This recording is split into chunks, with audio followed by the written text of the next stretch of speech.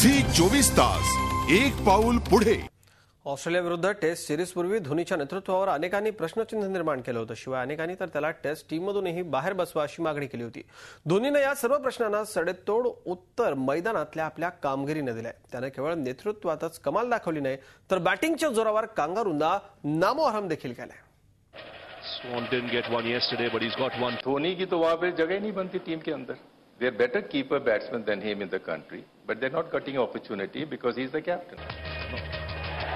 Yes, taken.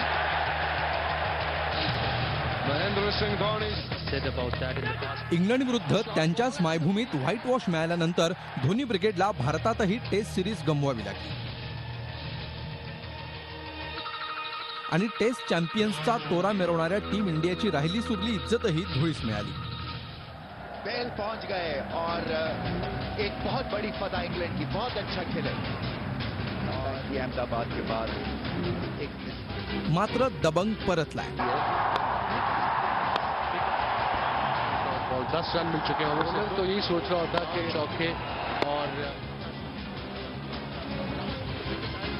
विजय पराभवाच्या या खेळात झिरोतून हिरो आणि हिरोतून झिरो व्हायला वेळ लागत नाही याची पूर्ण जाणीव कॅप्टन धोनीला आहे।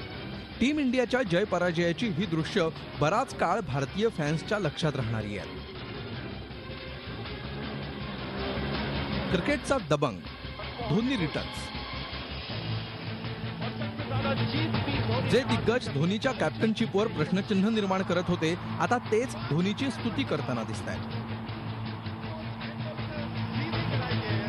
असं होणं स्वाभाविक होतं, कारण मैदानात कॅप्टन धोनीनं कधी आपल्या नेतृत्व कौशल्यानं तर कधी बॅटनं प्रतिस्पर्ध्यांची दाणादाण उडवली। अखेरच्या क्षणापर्यंत लढण्याची जिद्द त्याच्यात आहे आणि म्हणूनच टेस्ट विजयांमध्ये धोनी आतापर्यंतच्या सर्व भारतीय कॅप्टन्सच्या एक पाऊल पुढे आहे।